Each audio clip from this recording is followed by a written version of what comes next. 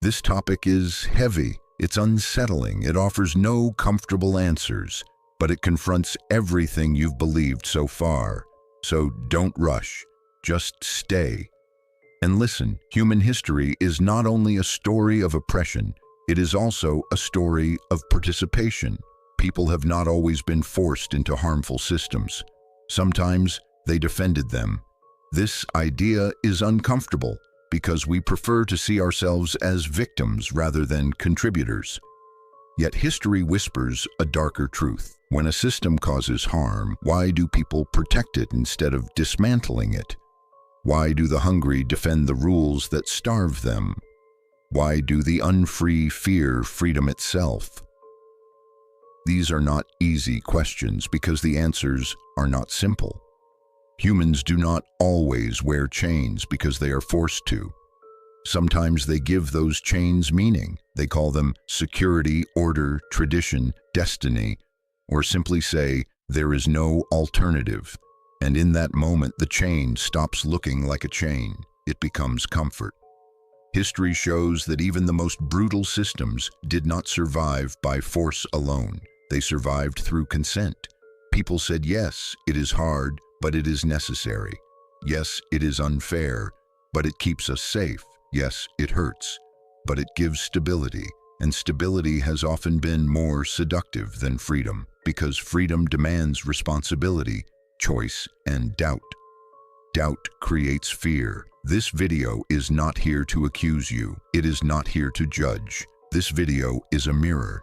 And in that mirror, we see a difficult truth. People sometimes defend the systems that harm them because those systems relieve them of the burden of thinking.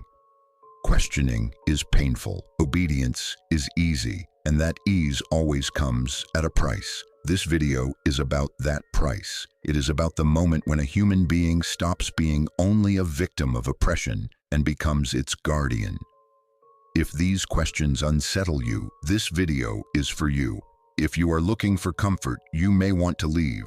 But if you are willing to understand, stay. Because the most dangerous systems are not always the ones that hurt us. The most dangerous systems are the ones we protect. Human beings often describe themselves as rational, independent thinkers, but history repeatedly proves that this self-image is fragile.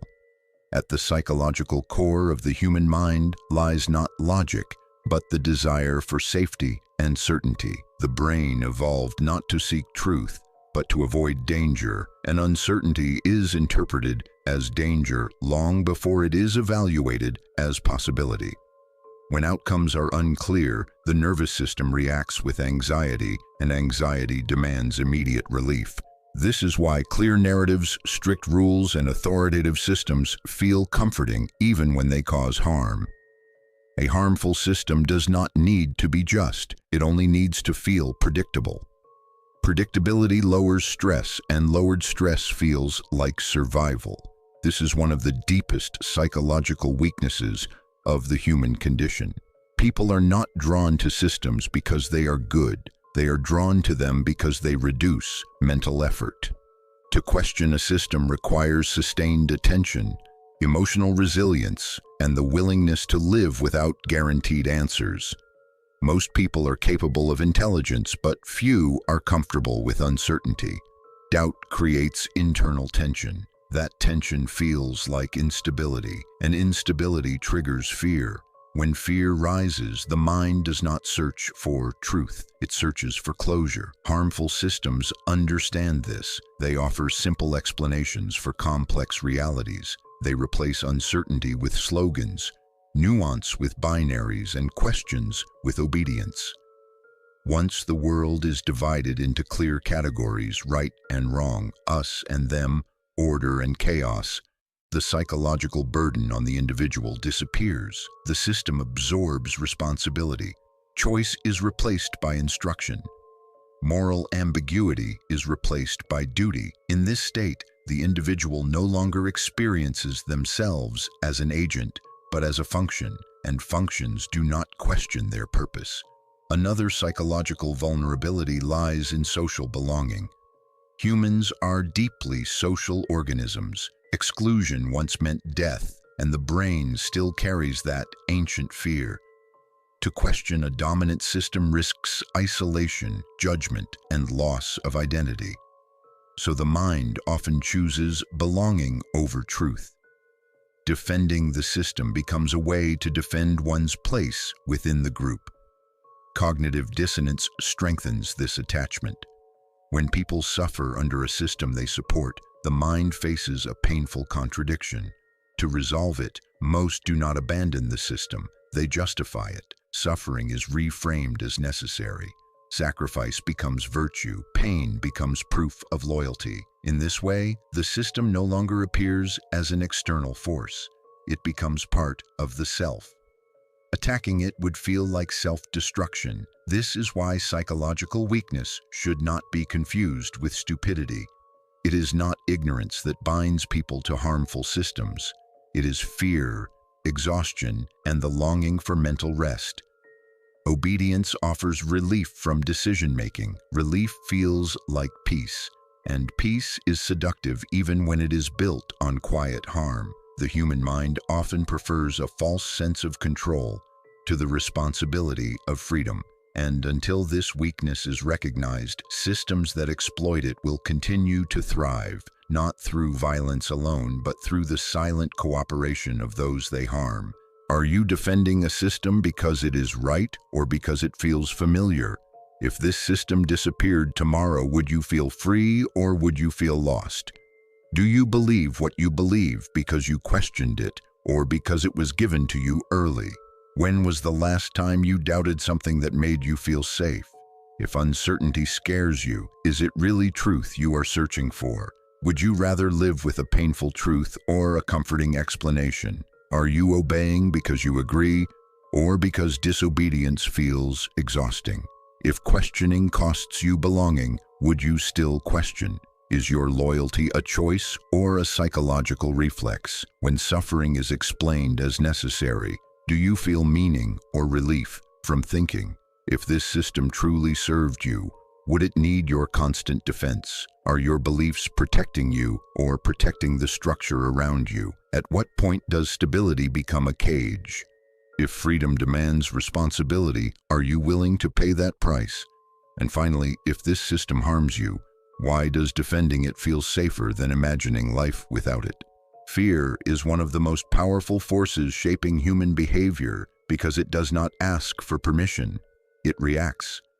The human mind evolved to prioritize survival over truth and safety over meaning. When fear enters the picture, reason quietly steps aside. What matters is not what is right, but what feels stable. This is where harmful systems gain their strength. They do not present themselves as good, they present themselves as necessary. They tell people that without them, there would be chaos, violence, collapse.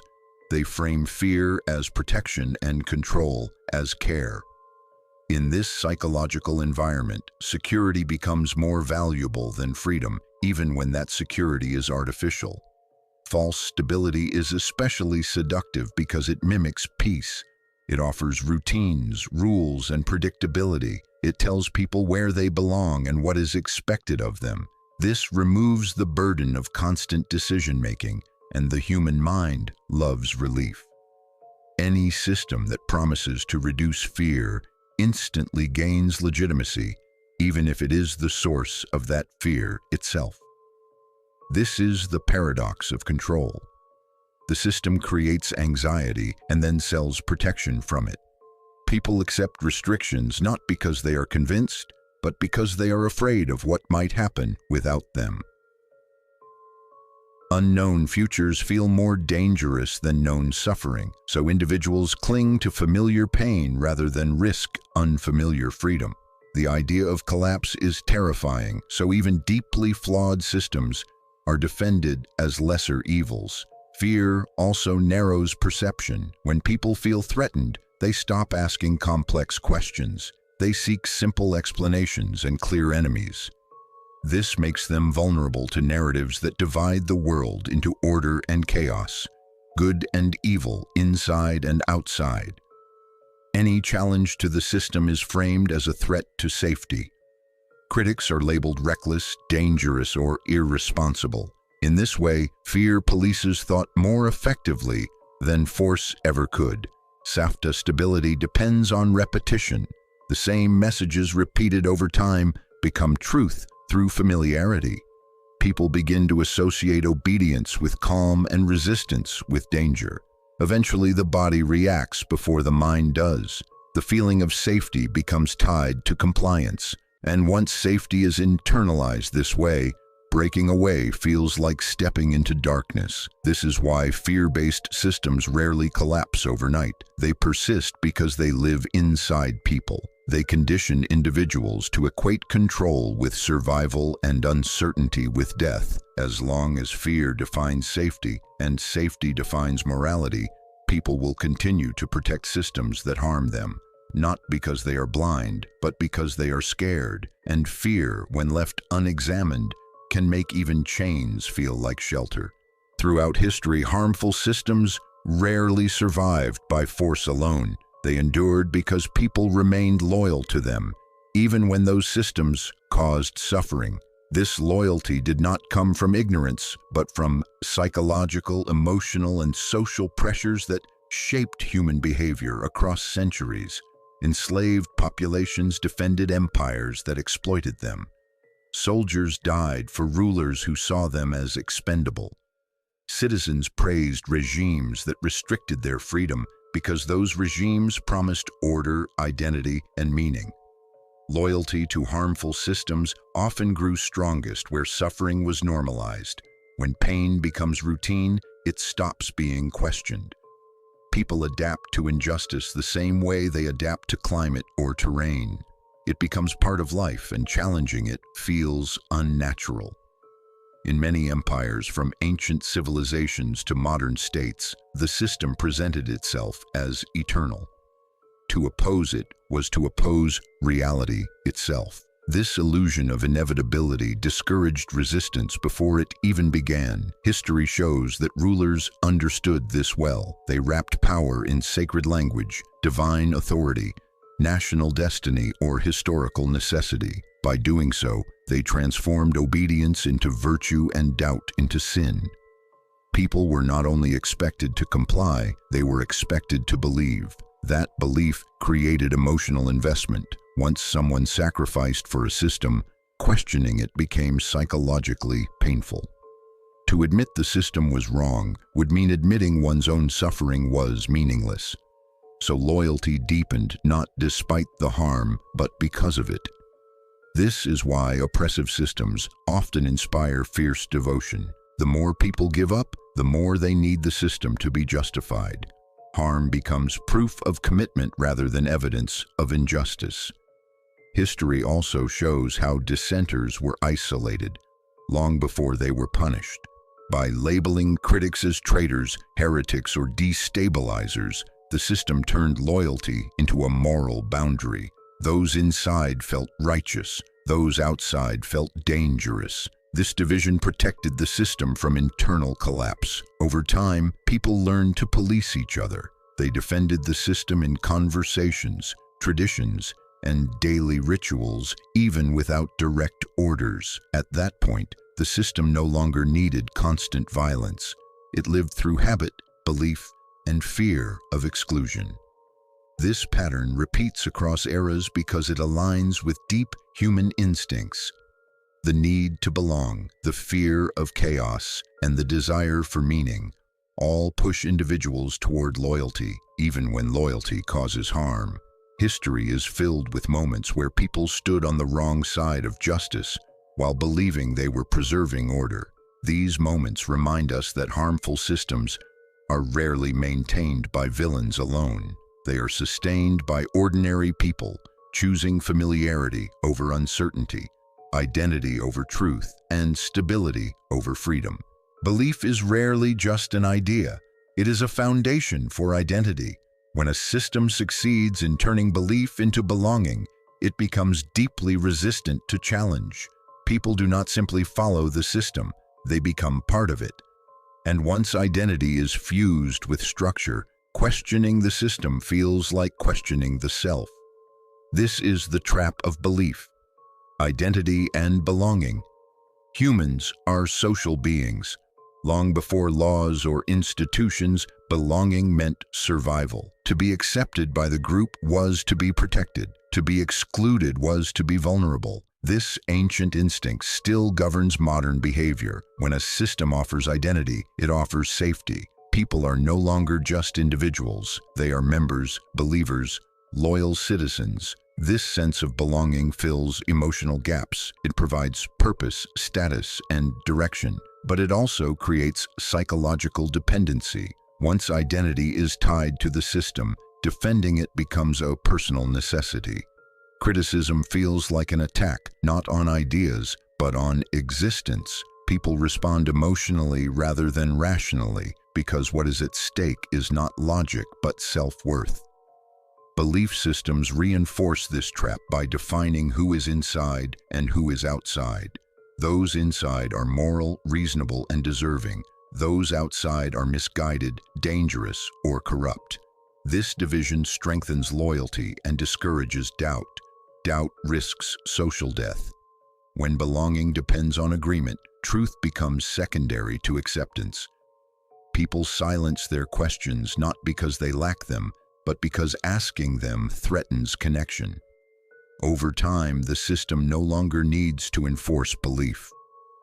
The community does it instead. Language, rituals, and shared narratives constantly remind individuals who they are supposed to be. Identity becomes a script, and deviation feels like betrayal.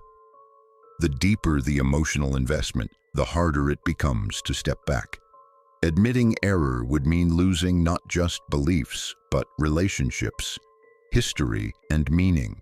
This is why people cling to systems that harm them, because leaving would require rebuilding the self from nothing.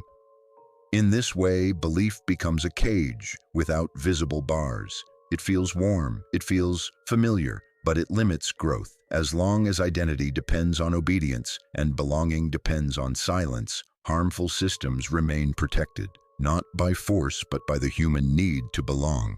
In the modern world, control rarely arrives with chains or soldiers. It arrives quietly, wrapped in convenience, comfort, and choice. People are no longer forced to obey, they are persuaded to participate. This is the nature of voluntary servitude.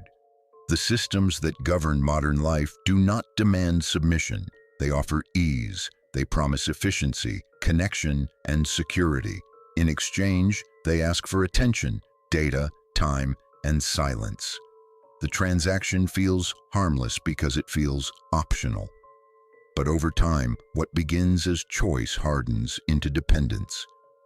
Unlike historical oppression, modern control is subtle. It does not forbid, it nudges, it does not punish openly, it rewards selectively. Behavior is shaped not through fear of violence, but through fear of exclusion. Visibility becomes currency. Algorithms decide what is seen, what is amplified, and what disappears. People adapt their thoughts and expressions accordingly, not because they are ordered to, but because they want to remain visible. This is how control becomes internalized.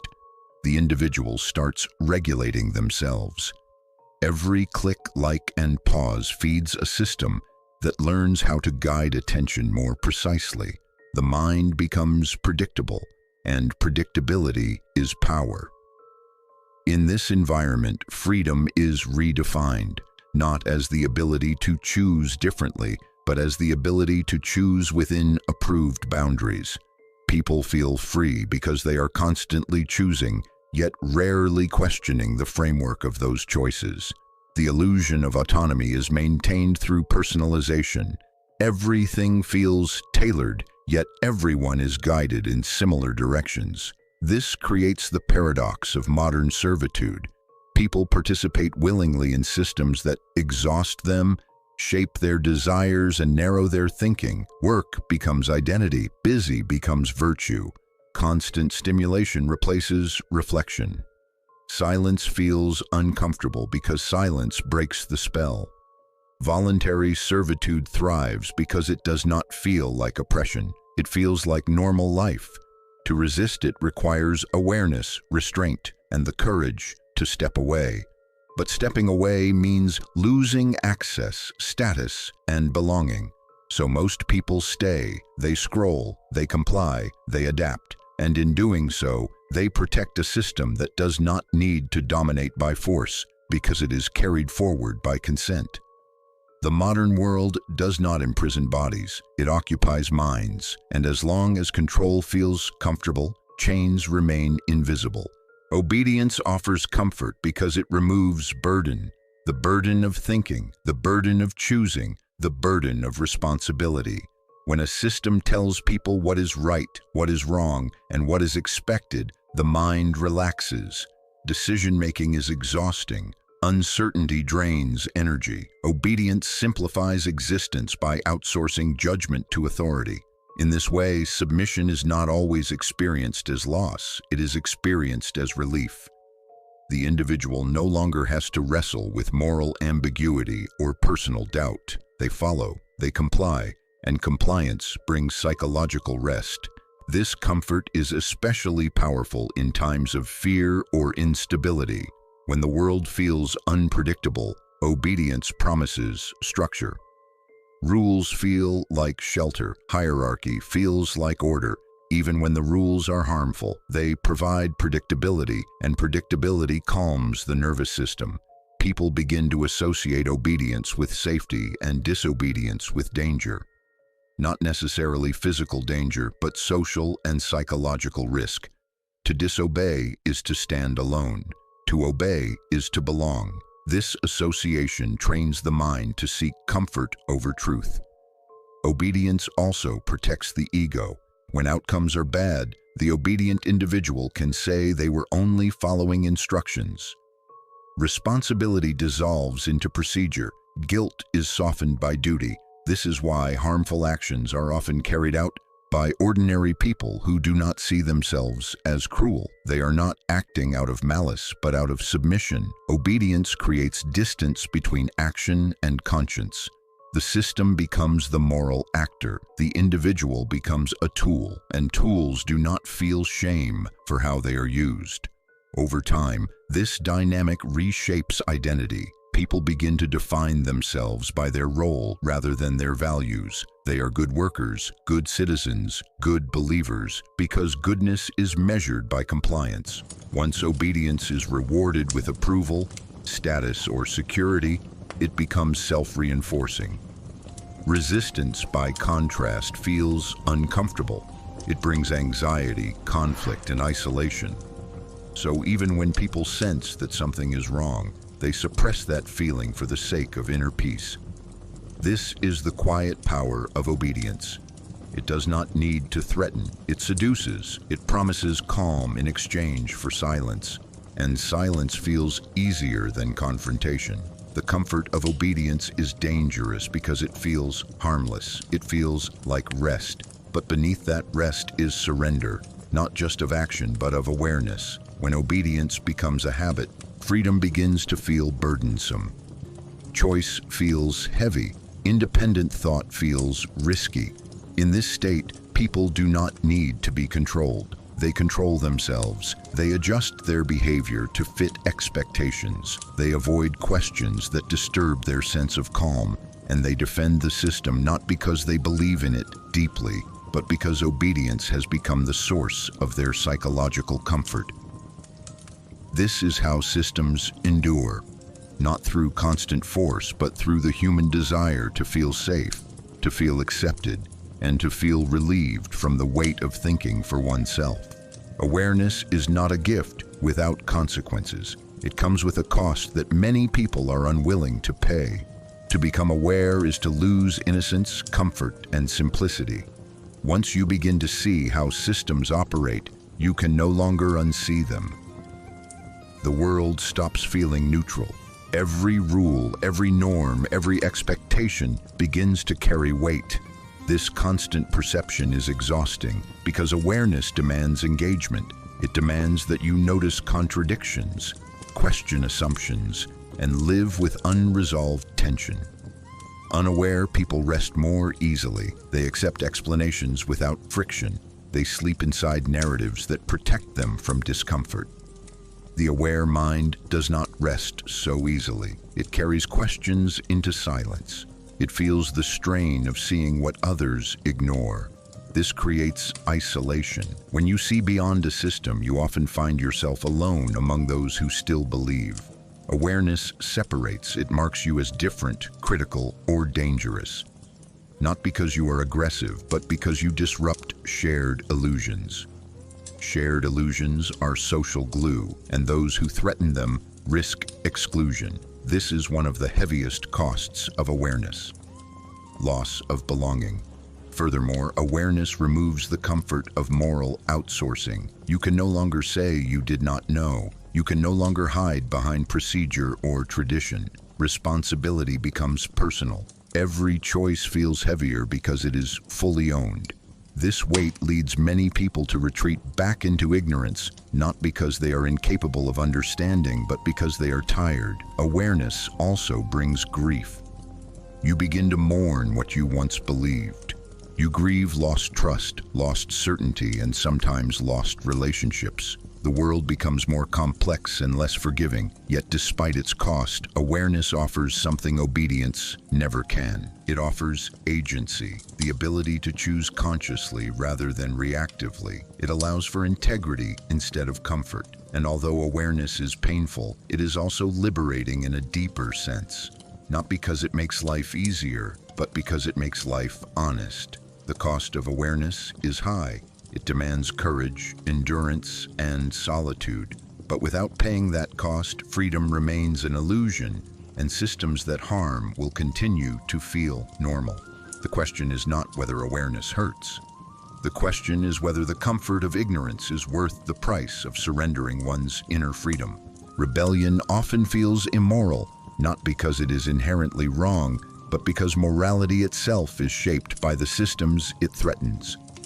From early childhood, people learn that goodness is associated with obedience, politeness, and respect for authority. Rules are framed as protection, and breaking them is framed as danger. This conditioning runs deep. By the time someone considers rebellion, their sense of right and wrong has already been trained to associate order with virtue and disruption with harm. As a result, challenging a system triggers guilt before it triggers reason. The emotional response comes first, logic follows later.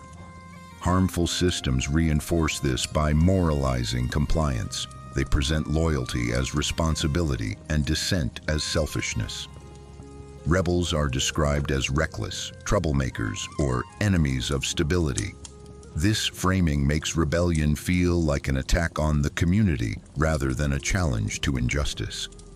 People fear that questioning the system will harm others, even when the system itself is causing harm. Morality becomes collective rather than reflective. What feels moral is what preserves cohesion, not what reveals truth. Another reason rebellion feels immoral is because it threatens identity. When someone rebels, they step outside shared values and narratives. This creates discomfort not only for the rebel, but for everyone watching. It forces others to confront doubts they would rather suppress. Condemning rebellion becomes a way to protect one's own sense of righteousness. If the rebel is immoral, then obedience remains good.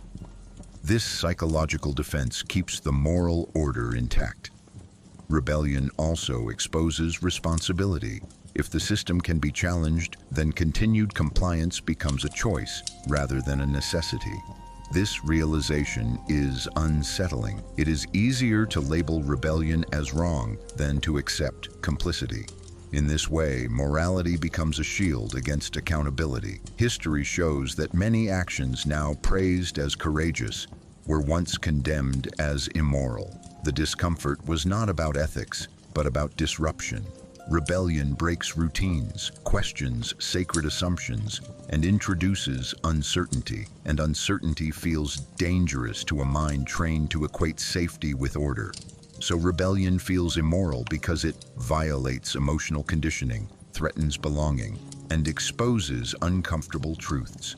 not because it lacks moral value, but because it demands a reevaluation of what morality truly serves. Collective silence is not the absence of voices. It is the presence of fear shared quietly. When many people see the same injustice but choose not to speak, the silence itself becomes a system. No one orders it, no one enforces it openly, yet it holds with remarkable strength. Each individual waits for someone else to speak first, and as everyone waits, the silence deepens. This is how harm becomes normalized, not through agreement but through hesitation. People convince themselves that if something were truly wrong, someone would say something. The absence of protest is mistaken for consent, and the system benefits from this illusion. Collective silence protects power by dissolving responsibility. When no single person feels accountable, everyone feels innocent. Each individual tells themselves their voice would not matter, that speaking would change nothing, that it is safer to stay quiet. This logic feels rational, but multiplied across a population, it becomes devastating. Silence spreads socially. It is learned by observation. When people see others remain quiet, they interpret it as wisdom, prudence, or acceptance. Speaking out begins to feel inappropriate, dramatic, or disruptive. The one who breaks the silence risks standing alone, and loneliness is a powerful deterrent, so silence becomes cooperation without intention. Harm continues not because people support it, but because they do not interrupt it. Over time, collective silence reshapes perception. What was once shocking becomes ordinary. What was once unacceptable becomes routine. Language adapts. Euphemisms replace truths. Suffering is softened by abstraction. The emotional impact fades, and once emotion fades, action rarely follows. This is why collective silence is more effective than censorship. Censorship fights resistance. Silence prevents it from forming at all. It trains people to internalize limits, to censor themselves before speaking, and eventually, people stop noticing the injustice altogether. Not because it disappeared, but because attention moved away. Collective silence is comfortable. It avoids conflict. It preserves social harmony on the surface. But beneath that calm lies complicity. History remembers moments when silence was louder than violence because it allowed violence to persist unnoticed. The danger of collective silence is not that people do not care. The danger is that caring becomes private while harm remains public. And as long as silence feels safer than speech, systems that harm will continue to operate undisturbed, carried forward by the quiet agreement of those who choose not to speak. The illusion of choice is one of the most effective tools of modern control. When people believe they are choosing freely, they rarely question the structure that limits those choices. Instead of being forced down a single path, individuals are offered multiple options that all lead in similar directions. This creates the feeling of autonomy without granting real power. The mind focuses on selecting between options, rather than asking who designed them and why. Choice becomes a distraction from agency. In many systems, freedom is defined as the ability to choose within predefined boundaries. People can choose what to consume, what to say, what to support, but only from what is made available. Options that challenge the foundation of the system are excluded long before a choice is presented. This makes control invisible because it operates before awareness. The person feels responsible for the outcome because they chose it, yet the framework itself remains untouched. This illusion is reinforced through personalization. Choices appear tailored to individual preferences, creating the sense that the system understands and serves the user. In reality, personalization narrows exposure.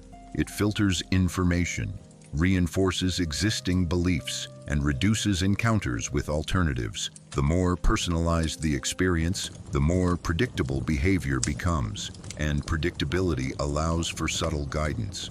When choices feel familiar and comfortable, they are rarely questioned. Another layer of this illusion lies in consequence. If every choice leads to similar results, choice loses its meaning. People may feel active while remaining powerless. They select between brands, opinions, or identities, while the underlying conditions stay the same. This creates a cycle of engagement without change. Action replaces reflection. Participation replaces resistance. The illusion of choice also protects systems from blame. When outcomes are harmful, individuals are told they chose poorly. This shifts responsibility away from the structure and onto the person. Systemic issues become personal failures. In this way, choice becomes a moral burden rather than a liberating force. People blame themselves instead of questioning the system. The illusion of choice persists because it feels empowering. It satisfies the human need for control without requiring confrontation. But true freedom is not about choosing between given options. It is about the ability to question why those options exist at all. Until that question is asked, choice remains a performance, and control remains intact, hidden behind the comforting belief that we are free because we can choose.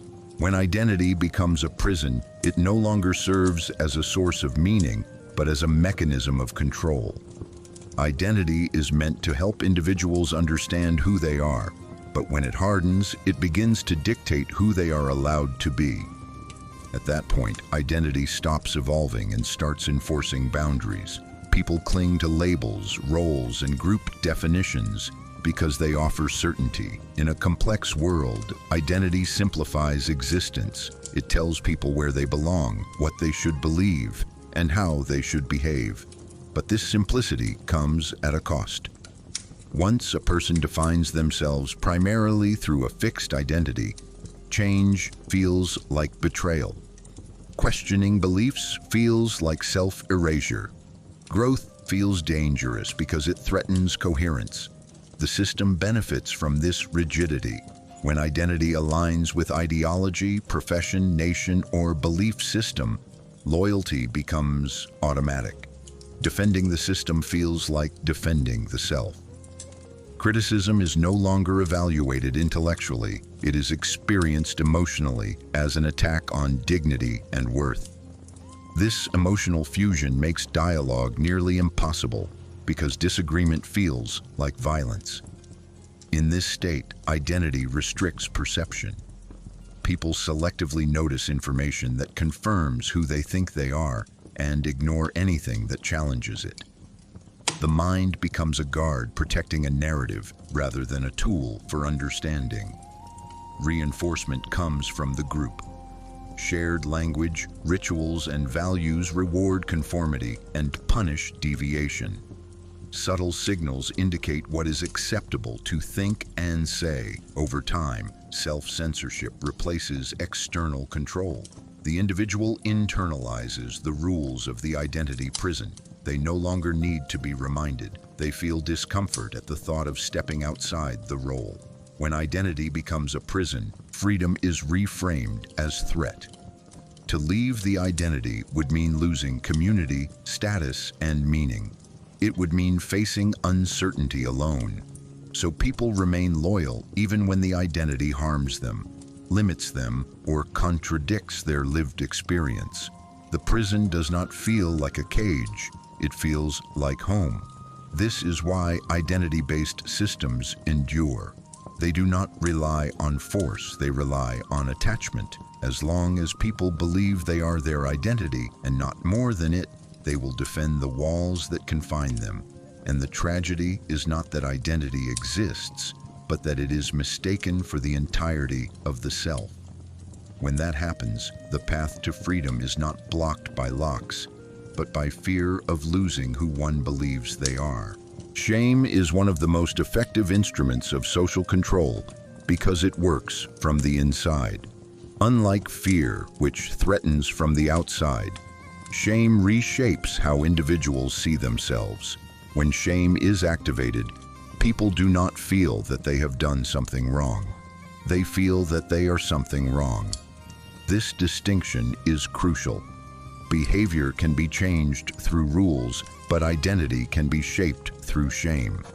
Social systems understand this deeply. They embed expectations into norms, and when those norms are violated, shame enforces compliance without the need for punishment. People internalize the gaze of others. They imagine judgment even in silence. This imagined judgment becomes a constant regulator of behavior.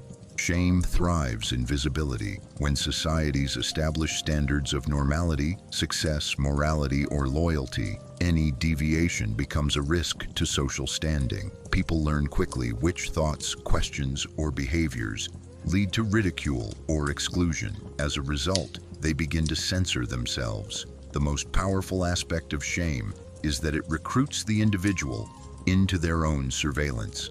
No authority needs to intervene. The person corrects themselves before conflict arises. This self-policing creates obedience that feels voluntary because it is experienced as personal responsibility rather than external pressure. Shame also binds groups together by creating insiders and outsiders. Those who conform feel morally superior. Those who do not are labeled irresponsible, immature, or dangerous. This moral framing disguises control as ethics. People believe they are enforcing values when in reality they are enforcing boundaries. Shame makes resistance psychologically costly. To challenge the system is not just to risk punishment, but to risk humiliation. The fear of being seen as foolish, ungrateful, or immoral silences dissent more effectively than threats ever could. Over time, shame reshapes identity. People align themselves with approved narratives to avoid inner discomfort. They adopt language, opinions, and attitudes, not because they are convinced, but because deviation feels unbearable. This is how shame stabilizes harmful systems. It turns social pressure into self-discipline. And because shame feels personal, its political function often goes unnoticed. As long as individuals blame themselves for not fitting in, rather than questioning the norms themselves, systems remain protected. Shame does not need force. It needs agreement, and once shame is internalized, control becomes invisible, operating quietly through the desire to be accepted and the fear of being cast out. Education is often presented as a path to knowledge, freedom, and critical thinking, but in many systems it functions primarily as conditioning rather than enlightenment. From an early age, education teaches not only what to think, but how to think, and more importantly, when not to question. Children learn schedules, authority, assessment, and obedience long before they learn understanding. Success is measured through compliance with predefined standards, not through depth of insight or originality of thought. This trains the mind to associate correctness with approval and curiosity with risk. Questions that fit the framework are rewarded. Questions that challenge it are discouraged, ignored, or subtly punished. Over time, this shapes behavior. The goal shifts from learning to performing well within the system. Education becomes a rehearsal for participation in larger structures, workplaces, institutions, and social hierarchies, where conformity is often valued over reflection. Conditioning works best when it feels neutral. Students are told they are being prepared for the real world, but the world they are prepared for is rarely questioned. The assumptions embedded in curricula, what matters, what is normal, what is possible, are absorbed unconsciously. This creates limits on imagination before awareness even develops. People graduate knowing how to follow procedures, meet expectations, and avoid mistakes, but often lacking the confidence to challenge foundational ideas. Another layer of conditioning lies in competition. Grades, rankings, and comparisons teach individuals to measure their worth externally. Learning becomes transactional. Knowledge is pursued for reward, not understanding. This reinforces obedience because authority controls evaluation. When approval determines opportunity, questioning becomes a liability. Education also conditions time and attention. The rhythm of bells, deadlines, and standardized pacing trains individuals to accept externally imposed structures as natural. This normalization of control carries into adulthood, making rigid systems feel familiar rather than restrictive. By the time people encounter harmful systems later in life, they have already internalized the habits required to function within them silently. This does not mean education is inherently oppressive, but it means that when education prioritizes adaptation over awareness, it serves power more than truth. Conditioning is effective because it is gradual and disguised as preparation. The result is a population skilled at functioning within systems, but hesitant to imagine life beyond them, until education encourages not just answers, but genuine questioning, and not just success, but conscious understanding. It will continue to shape individuals who are well-trained, well-adjusted, and quietly unfree. Questioning is often presented as a virtue in theory, but punished in practice. When a system feels threatened by inquiry, it rarely responds with open repression. Instead, it shifts the tone. The questioner is not silenced directly. They are ridiculed. Mockery becomes a powerful tool because it delegitimizes without argument. Once a question is treated as laughable, it no longer requires an answer. This transition from questioning to mockery marks a critical stage in social control. At first, questions are ignored. If they persist, they are reframed as naive, exaggerated, or irrational. The questioner is portrayed as confused, dramatic, or seeking attention. This framing shifts focus away from the content of the question and onto the character of the person asking it. Social groups quickly absorb this signal. Laughter replaces debate. Mockery creates social distance. It tells others that engaging seriously with the question risks association with foolishness. As a result, people withdraw not because the question lacks merit, but because they fear becoming a target themselves. This is how inquiry is neutralized without censorship. Mockery is especially effective in public spaces where visibility matters. The fear of embarrassment outweighs the desire for truth. People learn to self-edit, to soften their doubts, or to remain silent altogether. Over time, questioning itself becomes stigmatized. Only approved forms of critique are allowed, those that do not challenge the foundation of the system. When mockery is normalized, systems no longer need to justify themselves. They rely on social cues to enforce boundaries. Those who comply are rewarded with belonging. Those who question are isolated through humor. This process reshapes culture. Curiosity gives way to conformity, and seriousness is replaced by surface-level discourse. The system remains unexamined, not because it is strong, but because questioning it has been made socially uncomfortable. In this environment, the most effective form of control is not fear of punishment, but fear of ridicule. And when mockery replaces discussion, truth quietly exits the conversation, leaving only what is safe to laugh at. Human beings have a deep psychological need for their pain to mean something. Suffering without explanation feels unbearable, so the mind searches for reasons, even when those reasons protect the very systems causing harm. This is the foundation of how suffering becomes justified. When people endure hardship under a system, they cannot easily escape. Accepting that the system is unjust would create intolerable internal conflict. To resolve this tension, the mind reframes suffering as necessary, deserved, or purposeful. Pain is transformed into sacrifice. Sacrifice becomes virtue.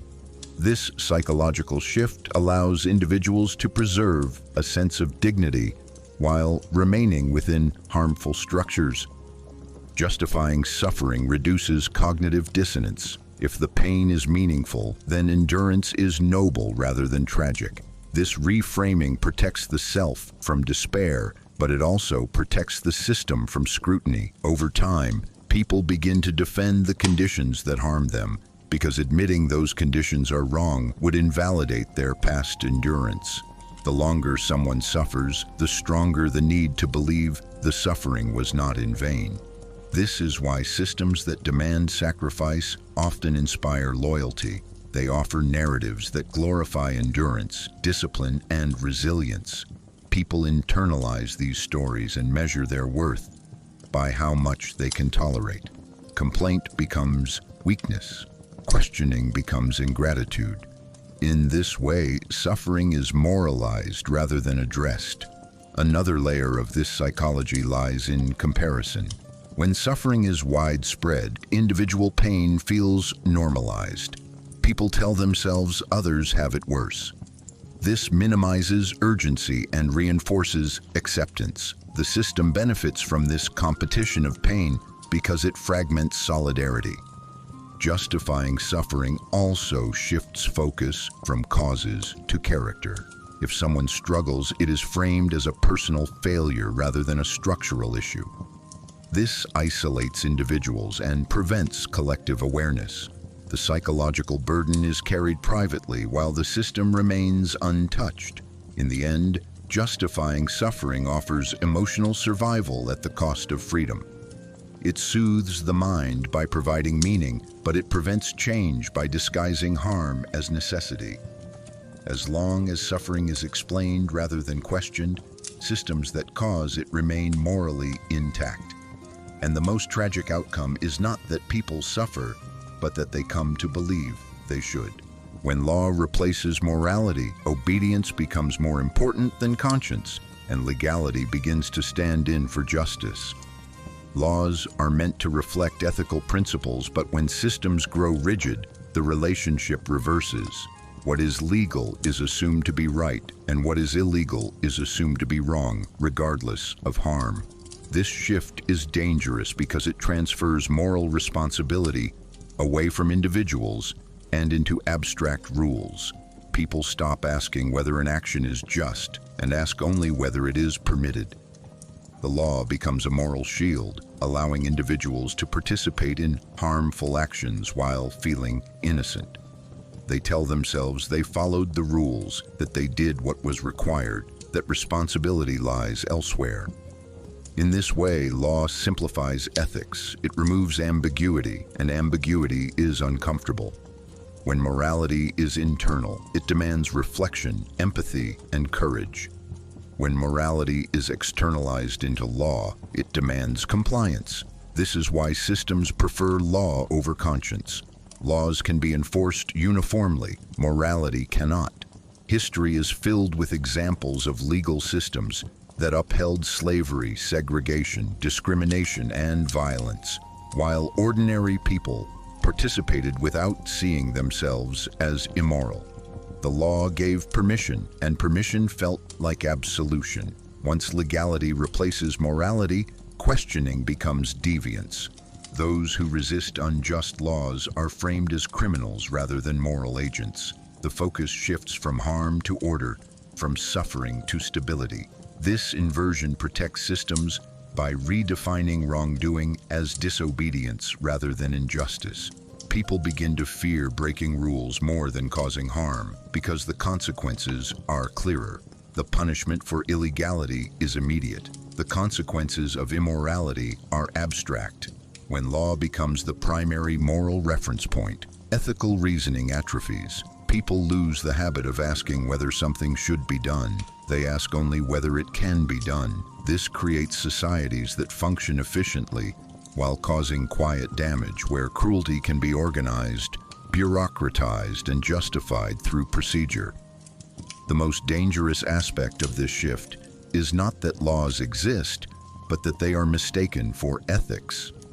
When morality is reduced to compliance, systems gain immense power because they no longer need to convince, they only need to legislate. And as long as people equate legality with goodness, harm can persist indefinitely, hidden behind the comforting certainty of rules. What is unacceptable rarely becomes normal overnight. It enters slowly through repetition, justification, and gradual adjustment. At first, it shocks, then it unsettles, and eventually it blends into the background of everyday life. This is how harmful systems survive. They do not demand acceptance all at once. They introduce small compromises, minor exceptions, temporary measures. Each step feels tolerable in isolation, but together they redraw the boundaries of what is considered normal. People adapt faster than they realize. The human mind is remarkably flexible when it comes to survival. Once something becomes routine, it stops triggering emotional alarm. What once felt wrong begins to feel inevitable. Language plays a crucial role in this process. Unacceptable actions are renamed. They are softened through euphemisms and technical terms. Harm becomes policy. Control becomes security. Exclusion becomes regulation. By changing the words, the emotional weight is reduced. People no longer react to the reality, they react to the label. This linguistic distance allows individuals to participate without fully confronting the consequences. Normalization is reinforced by comparison. When worse scenarios are constantly invoked, current harm appears reasonable. People are told it could be worse, that this is the lesser evil, that sacrifices are necessary. This framing shifts attention away from what should be questioned and toward what should be endured. As long as something is not the worst imaginable, it becomes acceptable enough. Social reinforcement completes the process. When others accept the unacceptable, it feels safer to follow than to resist. Deviation stands out more than conformity, so people adjust their moral compass to align with the group. What is normalized is no longer debated, it is assumed, and once assumption replaces reflection, change becomes difficult. The most dangerous aspect of normalization is that it numbs moral sensitivity. People stop noticing gradual erosion. They wake up one day inside a reality they would have rejected if it had arrived suddenly. Harm persists not because people agree with it, but because they have learned to live around it. Normalizing the unacceptable is not an act of cruelty. It is an act of adaptation, and adaptation, when left unexamined, can turn almost anything into normal life. As long as harm arrives quietly and consistently, it can become invisible, and invisible harm is the easiest to protect.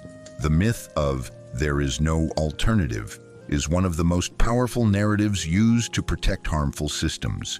It does not argue that the system is good, it argues that it is inevitable. This distinction matters because inevitability shuts down imagination more effectively than force ever could.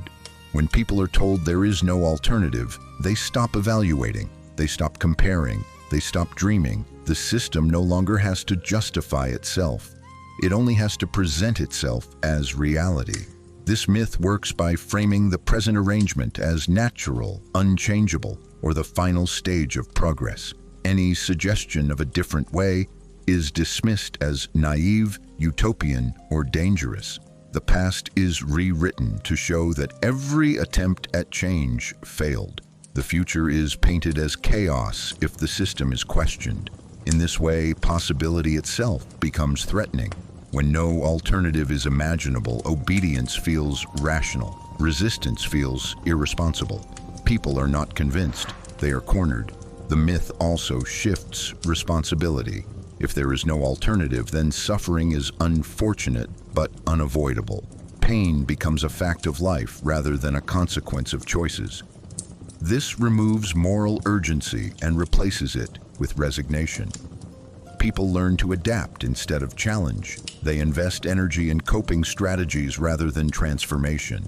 The system benefits from this exhaustion because tired minds rarely rebel.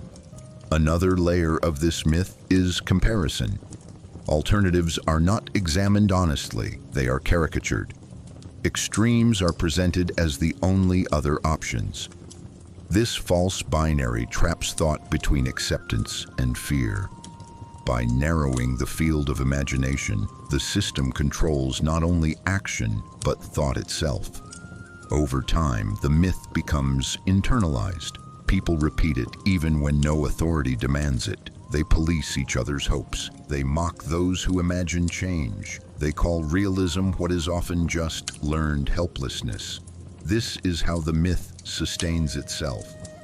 It does not need enforcement. It lives in language, habits, and expectations. The danger of "there is no alternative" is not that it is persuasive, but that it feels obvious. Once accepted, it turns the present into a prison without walls. As long as people believe there is no other way, any way will be tolerated. And the most radical act in such a system is not rebellion but imagination. Because the moment an alternative is truly envisioned, the myth collapses, and with it, the quiet power of inevitability. Language is one of the most subtle and powerful tools through which authority protects itself, because it shapes how reality is perceived before it is judged. Power rarely relies on silence alone. It relies on controlled meaning.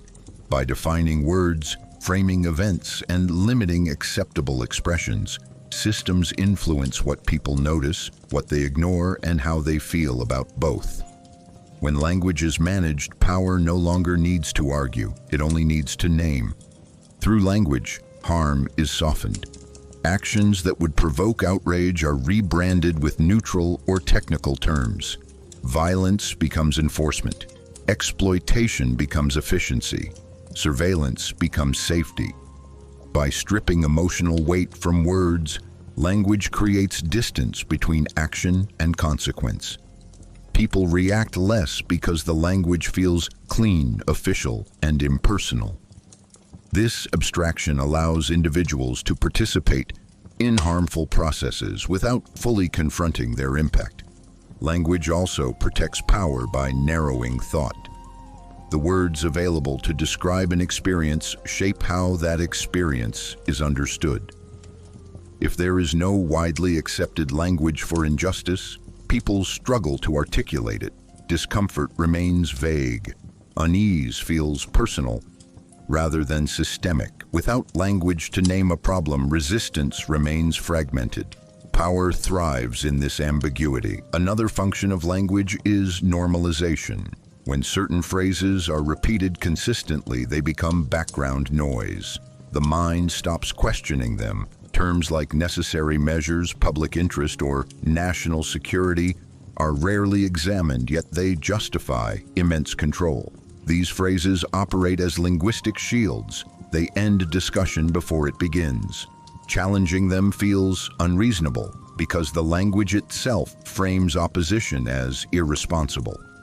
Language also establishes moral boundaries. Who is described as normal, productive, or deserving, and who is labeled as deviant, ungrateful, or dangerous is rarely accidental. These labels shape empathy. They determine whose suffering matters and whose can be ignored. Once a group is linguistically reduced to a category, it becomes easier to dismiss their humanity. In this way, language organizes moral attention. Power further protects itself by controlling tone. Certain ways of speaking are considered serious, respectable, and legitimate. Others are dismissed as emotional, extreme, or unprofessional. This tone policing ensures that only system-compatible criticism is heard. Any challenge that disrupts the accepted style is discredited before its content is addressed. Over time, people internalize these linguistic limits. They adjust how they speak, what they say, and what they leave unsaid. They censor themselves not because they are forbidden, but because they have learned what sounds acceptable. This is how language becomes invisible control. It does not force silence, it teaches restraint. As long as power controls the words used to describe reality, it controls reality's meaning. And when meaning is controlled, obedience follows quietly, disguised as understanding. When survival becomes ideology, existence is reduced to endurance rather than meaning.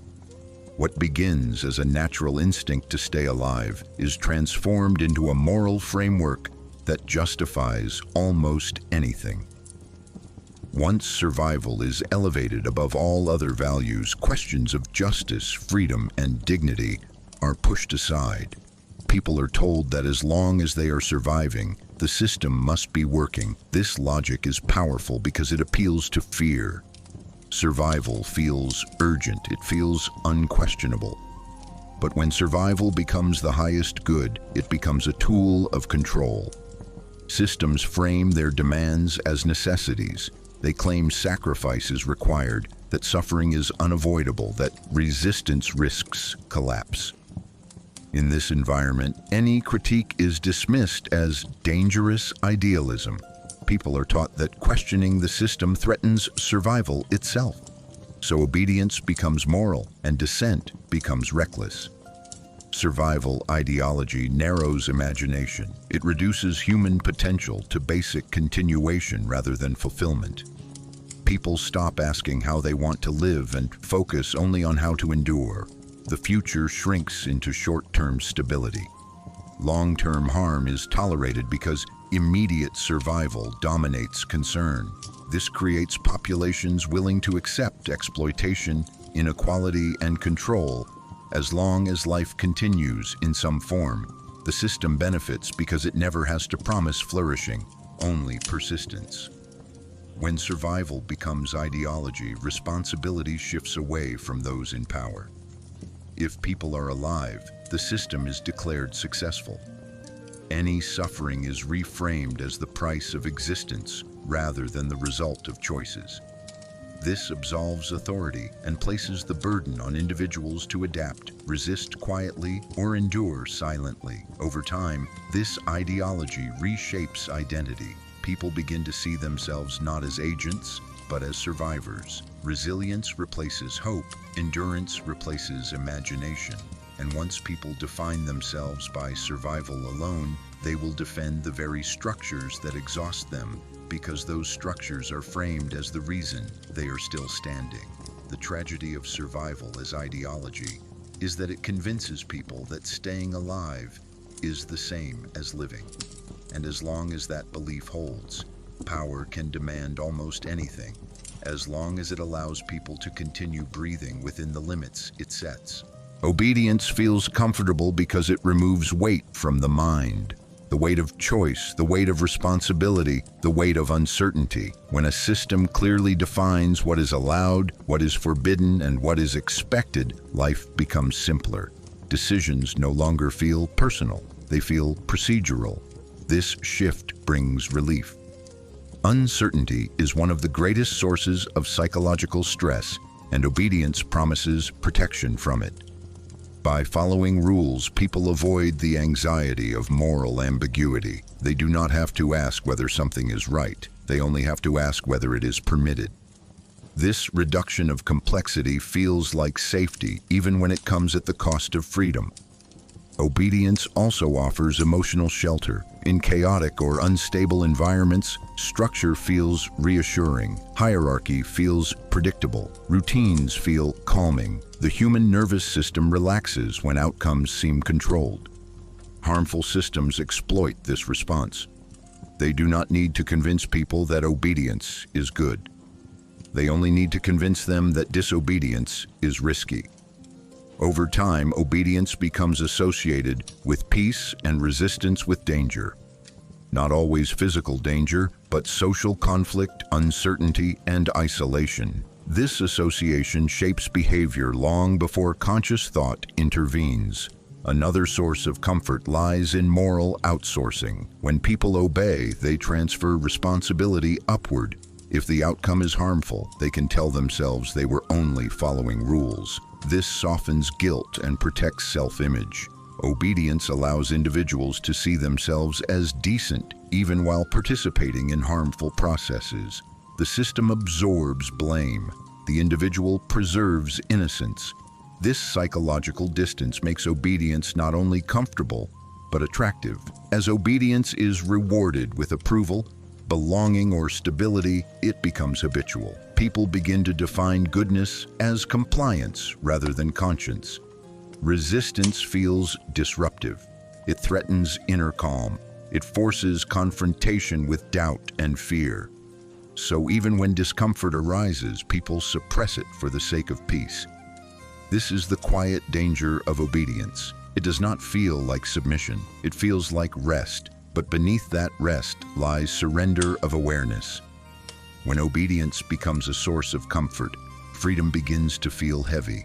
Independent thought feels exhausting, and systems no longer need to enforce control because people willingly maintain it themselves, seeking the calm that obedience provides, even when that calm is built on silent harm. The fear of standing alone is one of the deepest forces shaping human behavior, because isolation threatens more than comfort. It threatens identity. From an evolutionary perspective, belonging meant survival. To be separated from the group once meant vulnerability, exposure, and death. That ancient fear still echoes in modern minds, even when physical survival is no longer at stake. When a person considers questioning a dominant system, what they often feel first is not anger or courage, but the quiet terror of being alone. To stand apart is to risk losing recognition, validation, and shared reality. Groups provide mirrors. They tell individuals who they are, what is normal, and what is acceptable. When someone steps outside that frame, the mirror disappears. The self feels unstable. This is why conformity feels safe. It anchors identity in collective agreement. Standing alone requires facing uncertainty, not only about the world, but about oneself. Harmful systems exploit this fear by linking belonging to obedience. Agreement becomes the price of inclusion. Dissent becomes social exile. People are not silenced by force, but by the anticipation of loneliness. They imagine being misunderstood, judged, or dismissed. This imagined isolation is often enough to stop action before it begins. Even when individuals privately disagree, they remain outwardly loyal because solitude feels heavier than injustice. The fear of standing alone also distorts perception. When many people remain silent, it appears as consensus. This false consensus reinforces fear. Each person believes they are the only one who doubts, so they hide their doubt. And because everyone hides, the illusion persists. This is how isolation multiplies itself. The system does not need to suppress opposition. It lets people suppress themselves. Standing alone also demands strength that few are taught to cultivate. It requires internal validation, the ability to tolerate disapproval, and the courage to exist without immediate affirmation. Most social structures do not reward these traits. They reward alignment. So people learn to equate goodness with agreement and morality with numbers. The lone dissenter feels wrong simply because they are alone. This emotional pressure is immense, and yet history shows that change almost always begins in isolation.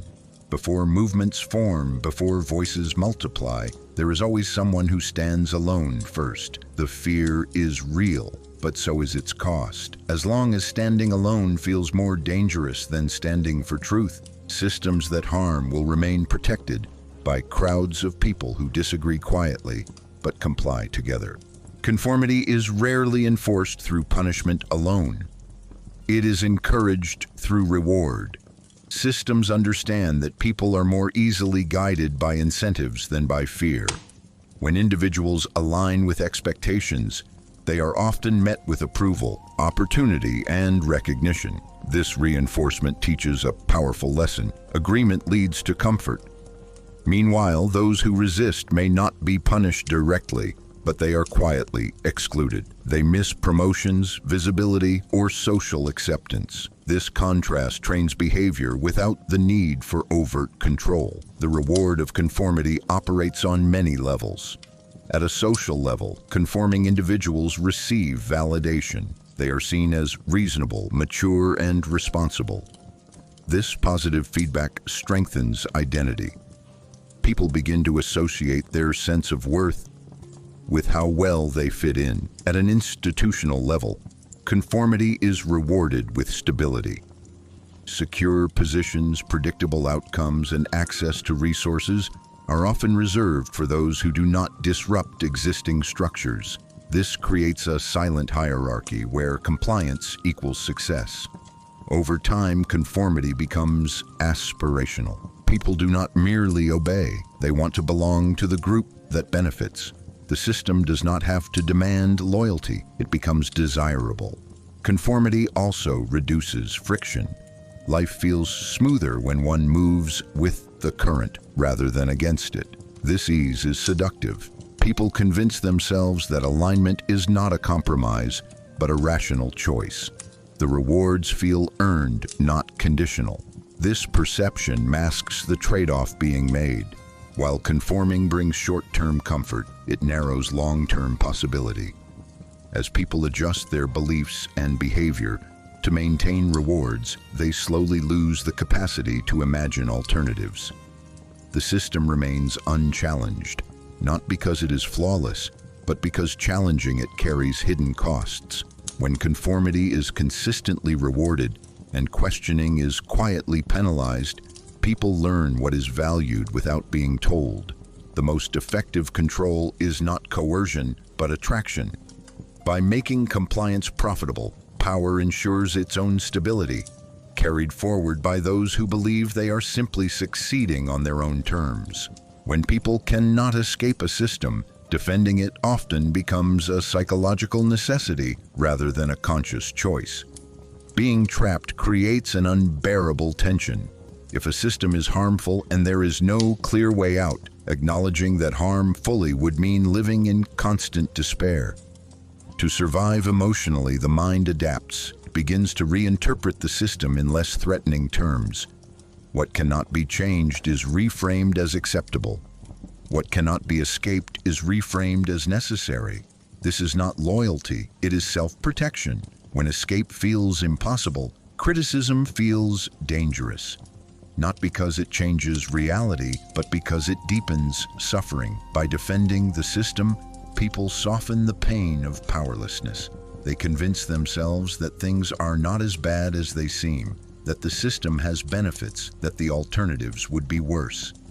This justification restores a sense of control, even if that control is only mental. Defense becomes a coping mechanism. The longer someone remains trapped, the stronger this mechanism grows. Time invested becomes emotional evidence. Admitting the system is unjust would mean admitting years of endurance were wasted. So people double down. They protect the structure that confines them, because dismantling it in thought would collapse their sense of meaning. This is why criticism from outsiders often triggers anger. It threatens the fragile balance that allows survival. The outsider can leave, the insider cannot. So the insider defends, not because they believe deeply, but because belief is less painful than despair. Defending the inescapable also restores dignity.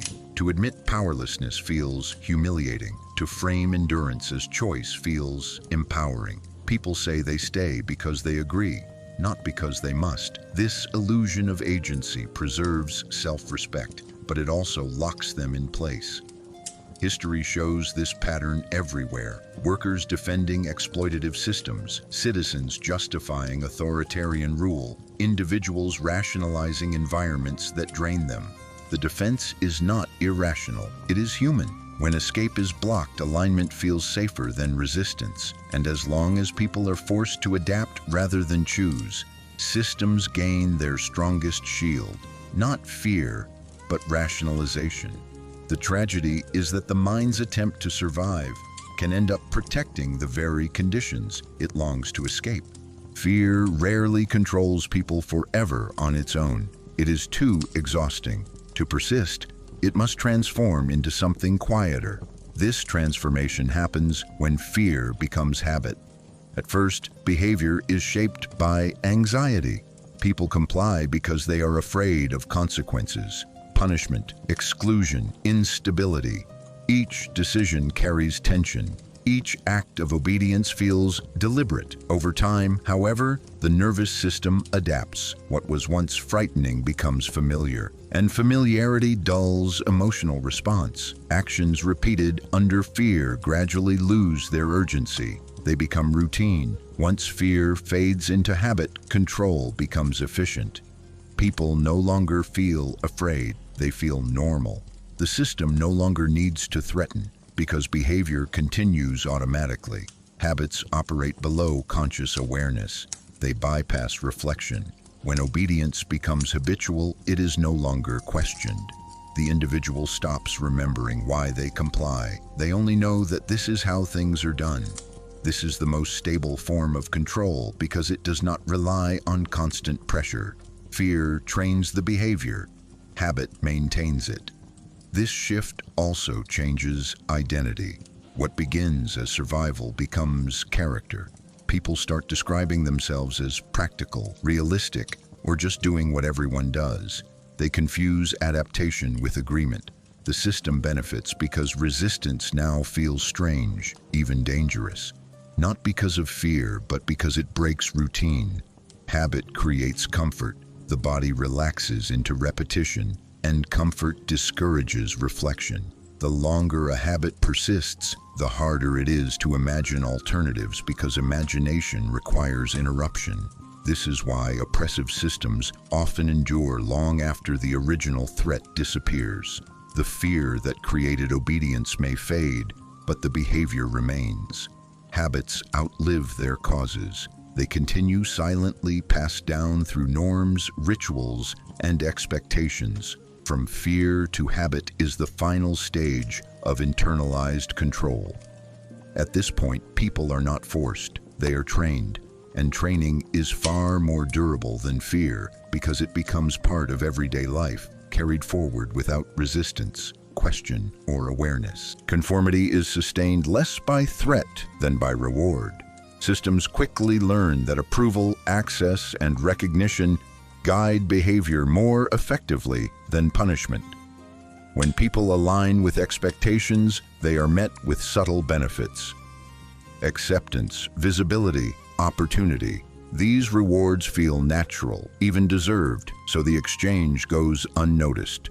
Agreement appears to lead to progress, while deviation quietly stalls advancement. This contrast teaches behavior without explicit rules. At a social level, conformity is rewarded with belonging. People who fit the dominant narrative are seen as reasonable, stable, and mature. This validation feeds identity. Individuals begin to equate being accepted with being right. At an institutional level, conformity is rewarded with security. Predictable careers, steady income, and protected status are more accessible to those who do not challenge the structure. The system does not need to silence critics aggressively. It simply advances others instead. Over time, conformity becomes aspirational. People don't just obey, they aim to align. The rewards make compliance feel like success rather than compromise. This reframing is powerful. It masks the cost of conformity by presenting it as common sense. The ease of moving with the system feels efficient, responsible, and practical.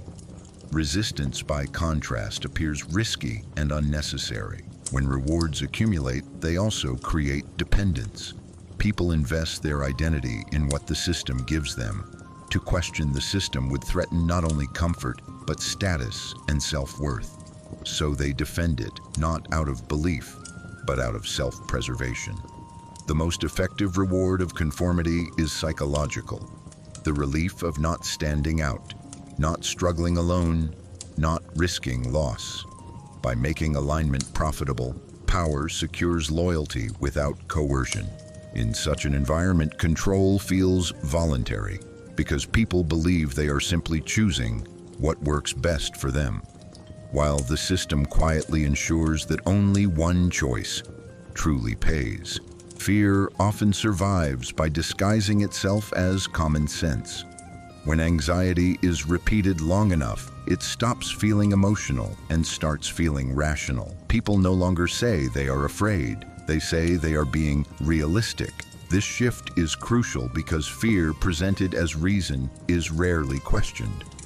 Harmful systems rely on this transformation. They frame caution as wisdom, hesitation as maturity, and obedience as practicality.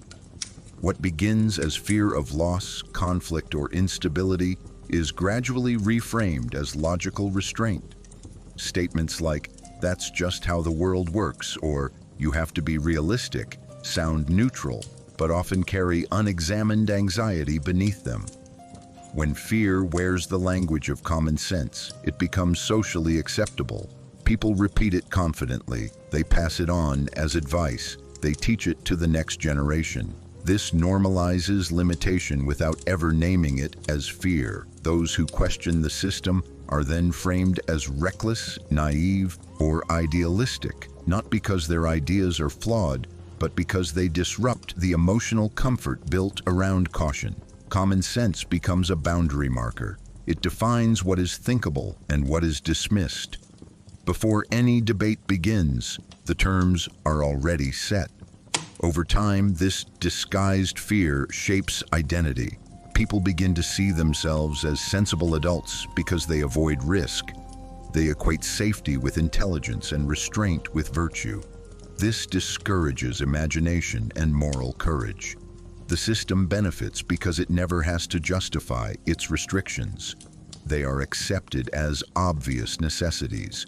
Fear disguised as common sense is powerful because it feels self-evident. It requires no enforcement, only repetition.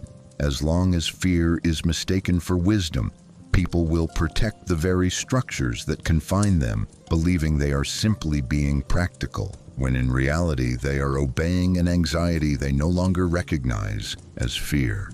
Being normal comes at a price that is rarely discussed, because normality is presented as safety rather than sacrifice. From early on, people learn that fitting in brings protection. Approval follows those who behave as expected, think within accepted limits, and express the right emotions at the right time. This reward system teaches a quiet lesson. Deviation is dangerous. Normality becomes a shield against scrutiny, but it also becomes a cage. The cost of being normal is the gradual surrender of authenticity. To remain acceptable, people edit themselves. They soften doubts, hide contradictions, and silence instincts that do not align with the group. Over time, this self-editing feels natural. The individual forgets what was removed. They confuse adaptation with identity. Normality demands predictability, and predictability requires suppression. What does not fit is pushed inward or erased. This creates inner tension, even if it is not consciously felt. The person appears stable but feels oddly empty. Normality also discourages moral courage. When everyone agrees on what is normal, questioning it feels inappropriate, even rude. People fear being seen as difficult, dramatic, or ungrateful, so they choose comfort over clarity. The price of this choice is awareness. By staying normal, people avoid conflict, but they also avoid growth. They inherit beliefs instead of examining them. They repeat patterns instead of challenging them. The system benefits because normal people maintain stability without resistance. They keep things running. They do not ask why. This price is paid quietly. No one announces it. There is no clear moment of loss. There is only gradual narrowing. The range of acceptable thought shrinks. The imagination dulls. The ability to stand alone weakens. And eventually, normality feels like the only way to exist. The tragedy is that being normal feels safe, but it often requires giving up the parts of oneself that could imagine something better. As long as normality is treated as virtue, those who question it will seem strange. And as long as that is true, systems that rely on conformity will remain protected, not by force, but by the high cost people are willing to pay just to be seen as normal.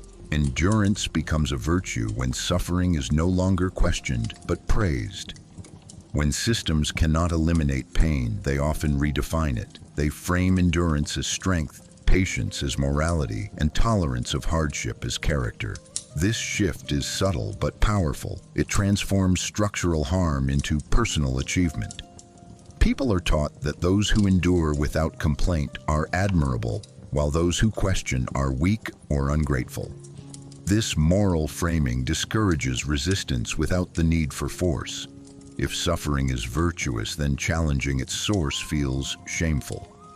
When endurance is elevated, attention moves away from causes and toward behavior. The focus becomes how well individuals tolerate pain, not why the pain exists. This benefits systems that rely on continuous strain. They no longer have to improve conditions. They only have to celebrate resilience. Endurance becomes a badge of honor, a measure of worth. People begin to compare how much they can survive. They compete in sacrifice.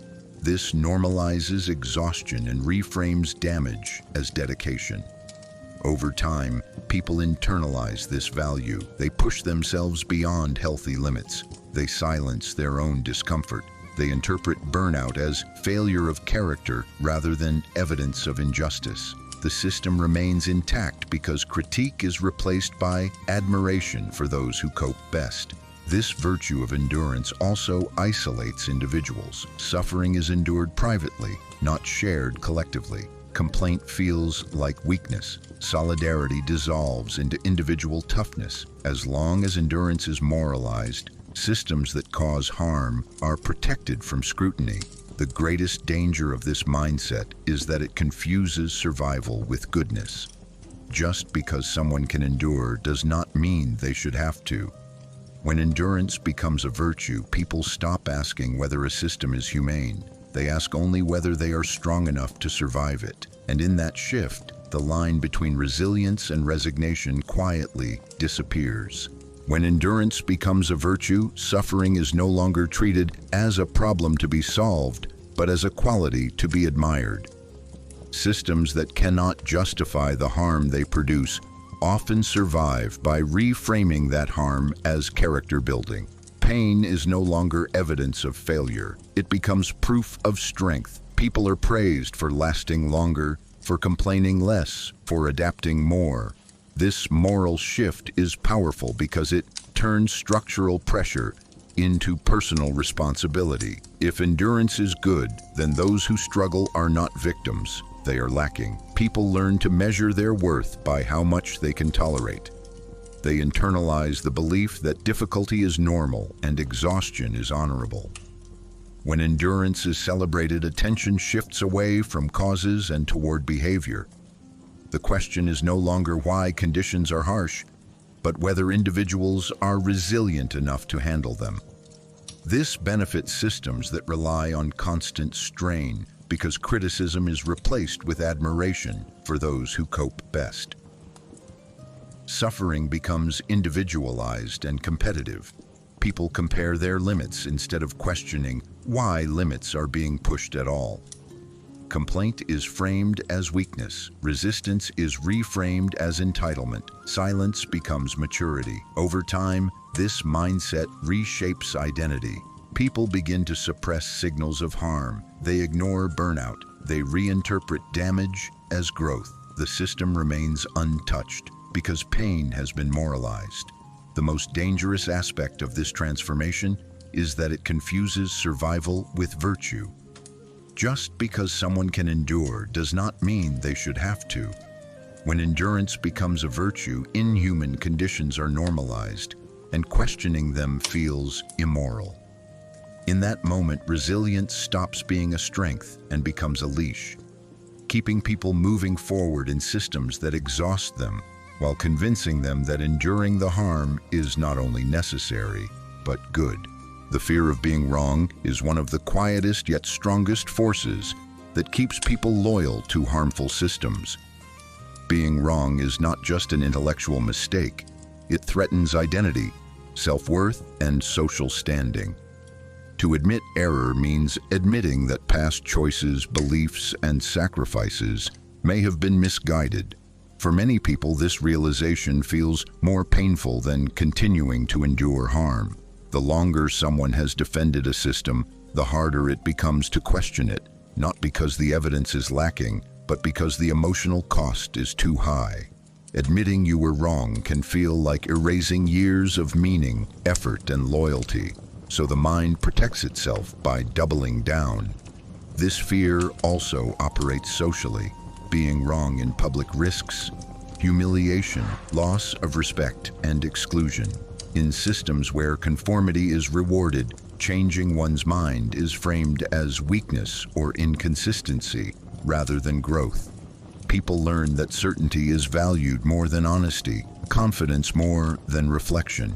As a result, they cling to positions even when doubts arise, not to protect truth, but to protect dignity. The fear of being wrong turns belief into armor. Once worn, it becomes heavy, but removing it feels dangerous. Harmful systems benefit enormously from this fear. They do not need to silence critics aggressively. They only need to make error feel shameful. When being wrong is associated with stupidity, naivety, or moral failure, people stop revising their views. They stop learning. Defense replaces curiosity. Justification replaces understanding. Over time, being right becomes less important than not being exposed as wrong. This fear also freezes moral growth. If acknowledging injustice means admitting complicity, many will choose denial instead. It feels safer to reinterpret reality than to confront responsibility. In this way, the fear of being wrong keeps people aligned long after belief has faded. What remains is not conviction, but protection of the self. True freedom requires the ability to say, "I was wrong," without collapse. But systems that rely on obedience make that admission feel unbearable. As long as being wrong feels more threatening than being harmed, people will continue to defend what hurts them, not because they believe in it deeply, but because the truth feels too costly to face. Fear often survives by disguising itself as common sense. What begins as anxiety slowly reshapes itself into advice, rules, and realistic thinking. People stop saying they are afraid and start saying they are being sensible. This transformation is powerful because fear, once framed as logic, is rarely questioned. Systems benefit from this shift. They no longer need to intimidate. They simply encourage caution, restraint, and practicality. Phrases like, "That's just how things work," "Don't be naive," or "Be realistic" sound reasonable, but they often carry unexamined fear beneath them. Fear of loss, fear of isolation, fear of instability, all compressed into what appears to be wisdom. When fear wears the mask of common sense, it becomes socially approved. It is repeated confidently and passed down as guidance. Children learn it as maturity. Adults enforce it as responsibility. Those who challenge it are dismissed as reckless, immature, or idealistic, not because their ideas are flawed, but because they disturb the emotional comfort that fear provides. Common sense becomes a boundary that defines what is acceptable to imagine. Before discussion even begins, the limits are already set. Over time, this disguised fear shapes identity. People begin to see themselves as smart and grounded because they avoid risk. They equate safety with intelligence and caution with virtue. Imagination is treated as danger. Moral courage is treated as foolishness. The system no longer needs to justify itself because its constraints are accepted as obvious necessities. Fear has been normalized. The danger is not that people are afraid, but that they no longer recognize fear as fear. When anxiety feels like reason, it becomes invisible. And invisible fear is the most reliable form of control. As long as fear continues to sound like common sense, people will protect the systems that confine them, believing they are simply being practical, while quietly surrendering the possibility of change. Constant survival exhausts the human spirit long before it breaks the body. When life becomes a continuous effort to endure, to adapt, to stay afloat, there is little energy left for reflection, imagination, or resistance. Survival mode narrows attention. The mind focuses on immediate needs, security, stability, avoidance of loss. Long-term thinking fades. This exhaustion is not accidental. It is deeply functional for systems that rely on compliance. People who are tired do not rebel, they cope. When every day feels like a test of endurance, questioning the structure that creates that pressure feels like an extra burden. Constant survival drains moral energy. Individuals may still sense injustice, but they no longer feel capable of confronting it. The cost feels too high. They tell themselves they will think about change later when things are calmer. But calm never comes because the system thrives on keeping people just stable enough to continue, never rested enough to reflect. This creates a population that is permanently busy, permanently stressed, and permanently adaptable. Exhaustion also reshapes values. Peace becomes the absence of immediate crisis, not the presence of dignity. Rest becomes indulgence. Hope feels unrealistic. Survival replaces aspiration. People begin to measure success not by fulfillment, but by endurance. Did I make it through the week? Did I avoid collapse? In this state, anything that threatens routine feels dangerous, even if routine itself is harmful. The system is protected not by belief, but by fatigue. Constant survival also isolates. Since everyone is struggling privately, collective awareness weakens. People assume others are coping better. They blame themselves for their exhaustion rather than questioning why exhaustion is universal. This internalization prevents solidarity. The struggle feels personal, not systemic. And because survival demands constant adjustment, people become highly adaptable but quietly numb. They lose sensitivity to harm because noticing it would require energy they no longer have. This is the final cruelty of constant survival. It consumes the very strength needed to escape it. As long as people are kept busy surviving, they will have little capacity to imagine living.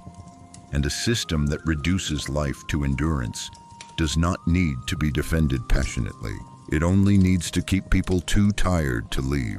Silence can feel responsible when speaking is framed as risk rather than necessity. In many systems, people are taught that stability depends on restraint, that raising concerns might cause conflict, panic, or harm. So choosing not to speak is presented as maturity, wisdom, or care. This framing is powerful because it turns inaction into virtue. People convince themselves that staying quiet is the ethical choice, that protecting calm matters more than confronting injustice. When silence is moralized, it no longer feels like avoidance, it feels like duty. This sense of responsibility is reinforced socially. Those who speak out are labeled disruptive, emotional, or irresponsible. They are accused of making things worse. Meanwhile, those who remain silent are praised for being reasonable and level-headed. This contrast teaches behavior quickly. People learn that silence preserves belonging, while speech risks isolation. Over time, the fear of consequences is replaced by a belief that silence itself is good. When silence feels responsible, accountability dissolves. Harm continues, but no one feels personally responsible because everyone believes they are protecting something larger. People wait for the right moment, the proper channel, the perfect words. That moment never arrives. Injustice is postponed indefinitely under the excuse of caution. This mindset also narrows moral imagination. People stop asking whether something is wrong and start asking whether it is appropriate to mention it. Concern is filtered through politeness. Ethics are subordinated to tone. The system benefits because critique is neutralized before it is expressed. No censorship is needed. When silence is experienced as responsibility, systems gain their most reliable defense. People who believe they are doing the right thing by doing nothing. And as long as restraint feels virtuous, truth remains unspoken while harm continues quietly, protected by the belief that speaking would be worse. The fear of being wrong is one of the strongest invisible forces holding people inside harmful systems. Being wrong is not experienced as a simple correction of ideas. It feels like a threat to identity, self-respect, and meaning.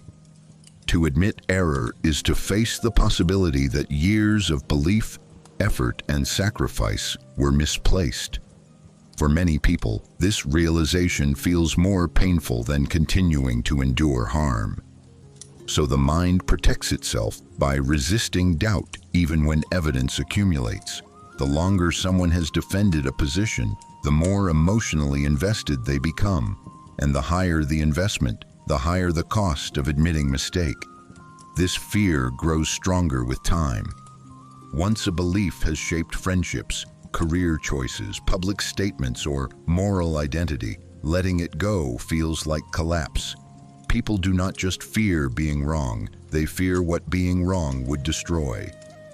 If I was wrong, what does that say about my judgment? If I was wrong, what was all that suffering for? If I was wrong, who am I now? These questions are destabilizing, so instead of revising beliefs, people reinterpret reality. They explain away contradictions. They attack messengers. They narrow what counts as acceptable evidence. This is not dishonesty. It is psychological self-defense. Social pressure intensifies this fear. Being wrong in private is uncomfortable. Being wrong in public feels humiliating. In systems that reward certainty and punish hesitation, changing one's mind is framed as weakness, inconsistency, or lack of character. People learn that confidence matters more than accuracy. As a result, they cling to positions not because they believe deeply, but because retreat feels socially dangerous.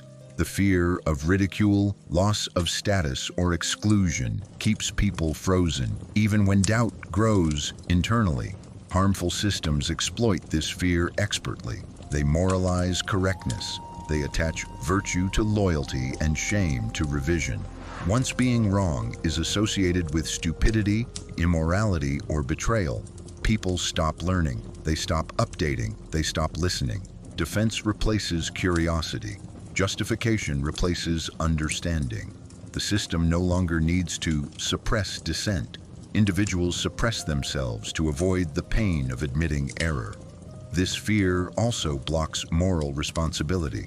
If acknowledging injustice means acknowledging participation, many will choose denial instead. It feels safer to protect a flawed belief than to confront complicity. In this way, the fear of being wrong becomes a prison. It locks people into past versions of themselves, even as reality changes around them. True growth requires the ability to say, "I was wrong," and survive that realization. But systems built on obedience make that admission feel catastrophic. As long as being wrong feels more dangerous than being harmed, people will continue to defend what hurts them. Not because they believe it is right, but because the truth feels too costly to accept.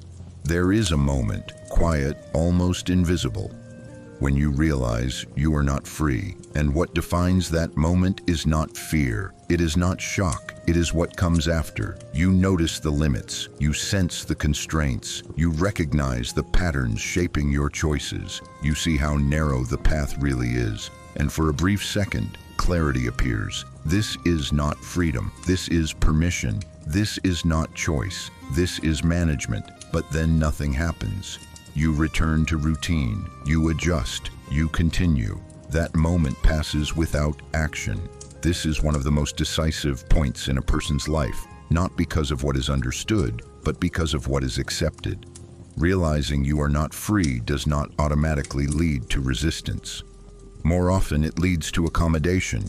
The mind calculates risk. The cost of disruption feels too high. The consequences of action feel immediate, while the consequences of inaction feel distant. So you postpone. You tell yourself it is not the right time, that you are not ready, that others will act, that things are not bad enough yet. This delay feels reasonable, but delay is how acceptance is born. Doing nothing after awareness is not laziness. It is a psychological negotiation. You trade freedom for stability. You trade agency for safety. You convince yourself that awareness alone is enough, that seeing is the same as resisting, but awareness without action slowly transforms into resignation. The truth becomes background noise, something you know, but no longer respond to. This is how people learn to live inside contradictions. They know the system limits them, yet they participate. They know the rules are unfair, yet they follow. They know they are managed, yet they comply, because compliance is easier than disruption. This moment is powerful because it does not feel dramatic. There is no collapse, no rebellion, no clear line crossed, just a quiet decision to continue as before. And once that decision is made repeatedly, it becomes character. The realization fades, but the behavior remains. People stop saying, "I am not free," and start saying, "This is just how things are." The loss of freedom is not marked by chains, but by habits. Systems rely on this moment. They do not fear awareness. They fear action. They can survive critique. They cannot survive refusal.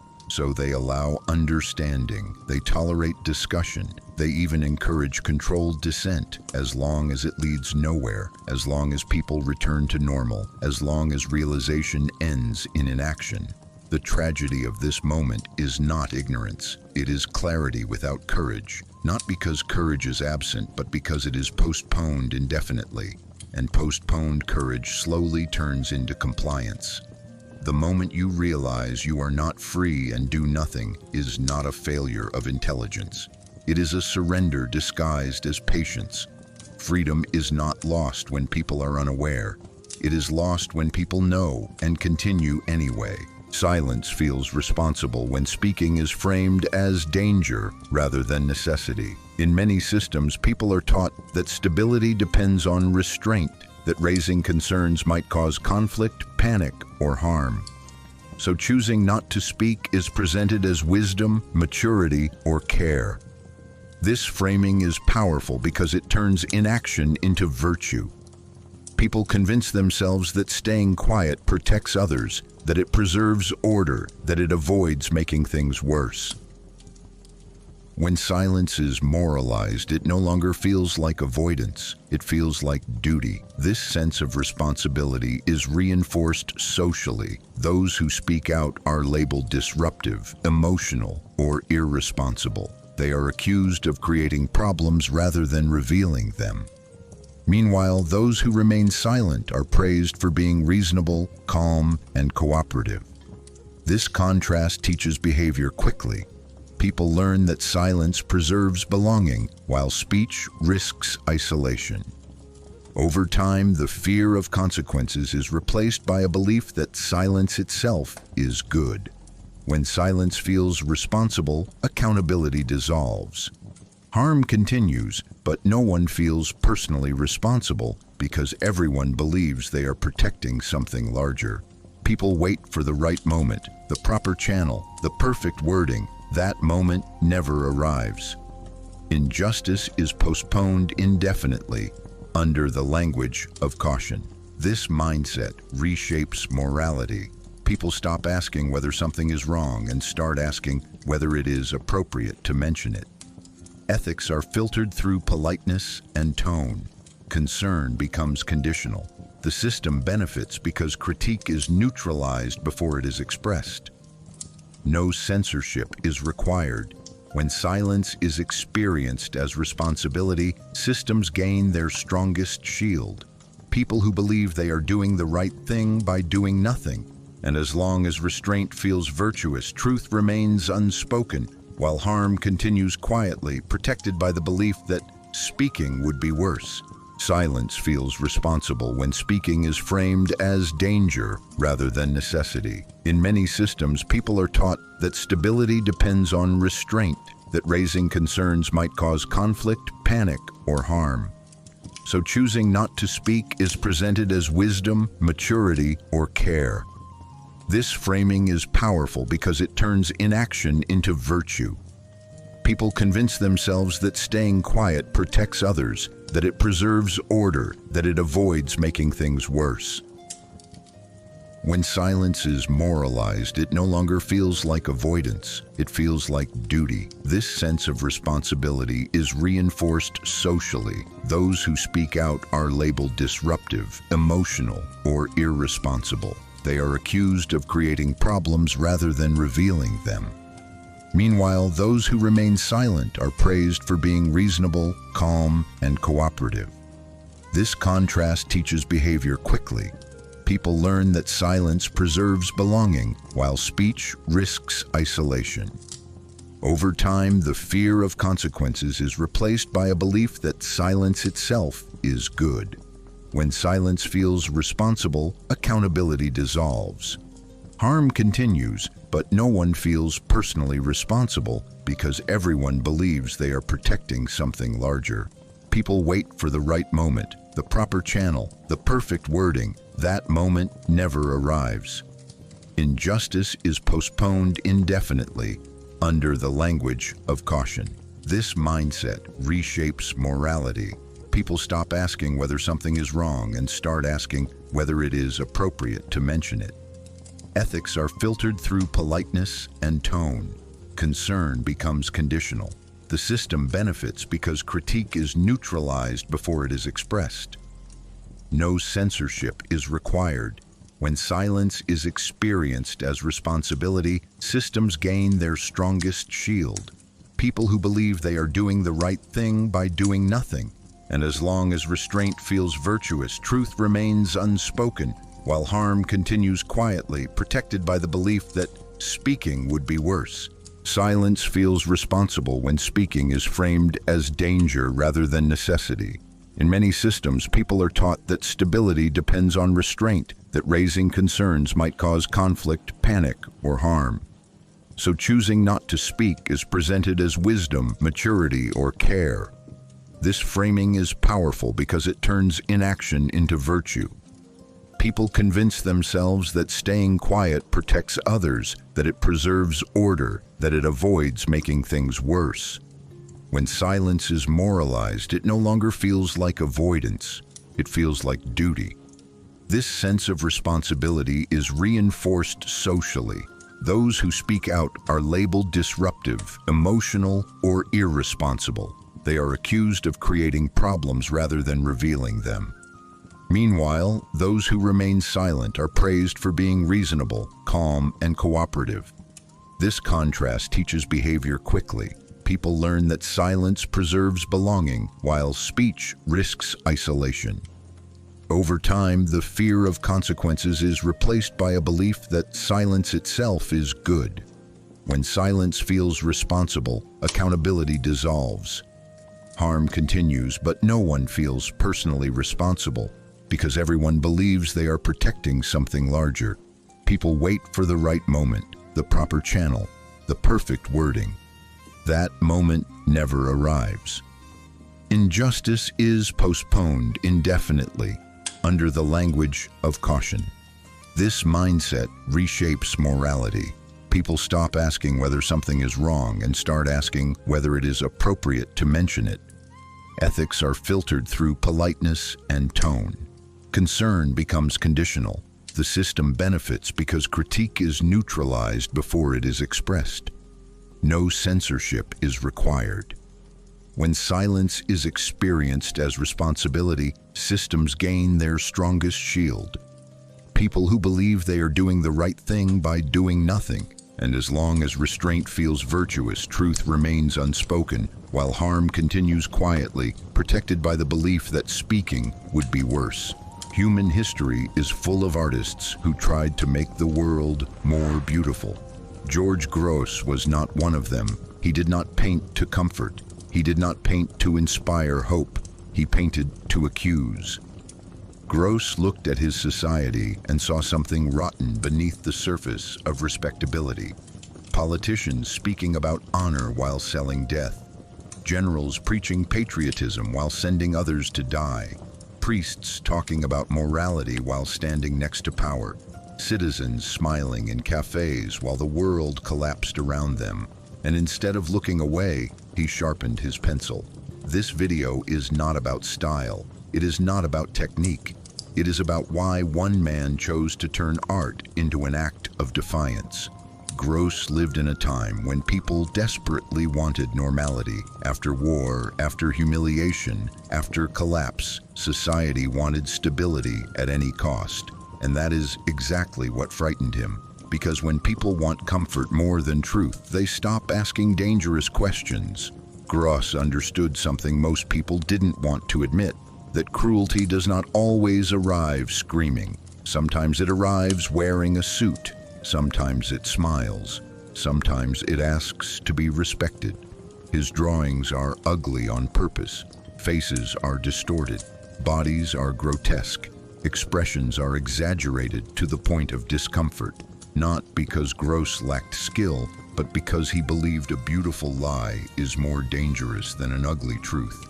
He refused to idealize his time. He refused to romanticize suffering, and for that, he was hated, censored, and put on trial. People accused him of being immoral, but what they really feared was that he was accurate. This is what makes Gross unsettling even today. He does not belong safely in the past. His work feels uncomfortably modern because the systems he mocked still exist. The hypocrisy he exposed never disappeared. It simply learned how to speak more politely. This video explores George Gross not as a painter, but as a mirror held up to society. A mirror people tried to smash because they didn't like what they saw. If you are looking for comfort, this is not the right place. If you want heroic stories, noble leaders, or moral simplicity, you will not find them here. But if you are willing to look at power without makeup, at society without excuses, and at art that refuses to flatter its audience, then stay. Because George Gross did not ask the world to change. He showed it exactly what it was.